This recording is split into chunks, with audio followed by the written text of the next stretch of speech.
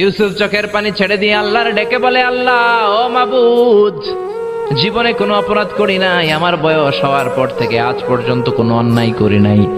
না জানি আজকে আমি আমার ঈমান হারা হয়ে যাই, না জানি আজকে আমি আমার চরিত্রটা হারাই রে মাবুদ।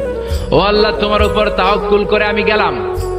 কালিমামা সাইয়েদনা ইউসুফ আলাইহিস সালামকে নিতে লাগলো, আর দরজার মধ্যে বড় বড় এক একটা তালা ঝুলাতে লাগলো।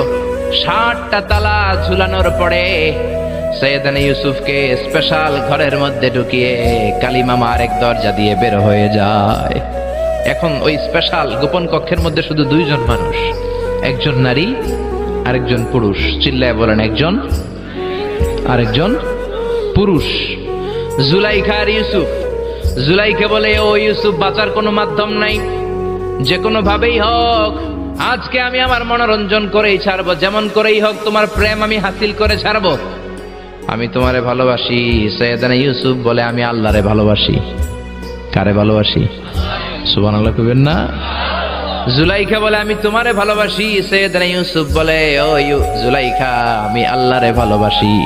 একের পর এক জুলাইখা তার দেহের কাপড় খুলতে শুরু করেছে, নিজেকে উপস্থাপন করতে শুরু করেছে। আল্লাহর নবী ইউসুফ ডান দিকে দৌড় দেয়, আবার বাম দিকে দৌড় দেয়। জুলাইখা বলে, ইউসুফ, বাঁচার কোনো মাধ্যম নাই, কারণ বড় বড় 60টা তালা 60টা দরজার ভেতরে আছে না নাই?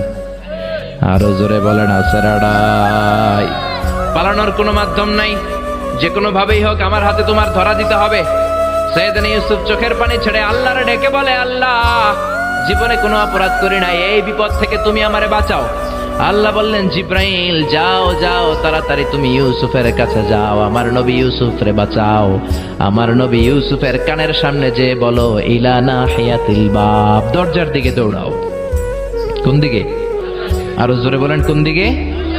ইলা নাহিয়াতিল বাব, দরজার দিকে দৌড়াও।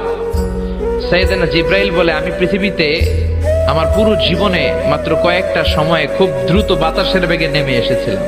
এর মধ্যে ওই দিন যেদিন ইউসুফের কাছে ঈমান বাঁচানোর জন্য আল্লাহ আমারে পাঠিয়েছিল। আরেকদিন হচ্ছে যে দিন ইসমাইলকে বাঁচানোর জন্য আল্লাহ আমারে দুম্বা দিয়ে পাঠিয়েছিল। আল্লাহু আকবার। সাইয়েদনা ইব্রাহিম সাইয়েদনা ইসমাইলকে জবাই করার জন্য বড় একটা তলোয়ার নিয়ে যখন কোরবানি করতে শুরু করলো, আল্লাহ বললেন, ও জিব্রাইল, জান্নাত থেকে দুম্বা নিয়ে তাড়াতাড়ি দুনিয়ায় ছুটে যা, আমার ইসমাইলের গলার একটা পশমও যাতে না কেটে যায়। সাইয়েদনা জিব্রাইল বাতাসের বেগে আল্লাহু আকবার আল্লাহু আকবার আল্লাহু আকবার বলতে বলতে দুম্বা নিয়ে চলে এসেছিলেন। তিনি বলেন, আমি এই সময়টাতে সবচেয়ে দ্রুত বেগে জমিনে নেমেছি, আবার সাইয়েদনা ইউসুফের ঈমান বাঁচানোর জন্য আমি দ্রুত নেমেছি। আল্লাহু আকবার। সাইয়েদনা ইউসুফ চোখের পানি ছাড়ে, জিব্রাইল কানের কাছে এসে বলো, ইউসুফ ইলা নাহিয়াতিল বাব, আল্লাহ বলছে দরজার দিকে দৌড়ান। সাইয়েদনা ইউসুফ বলে, জিব্রাইল, দরজার মধ্যে তো বড় বড় তালা লাগানো।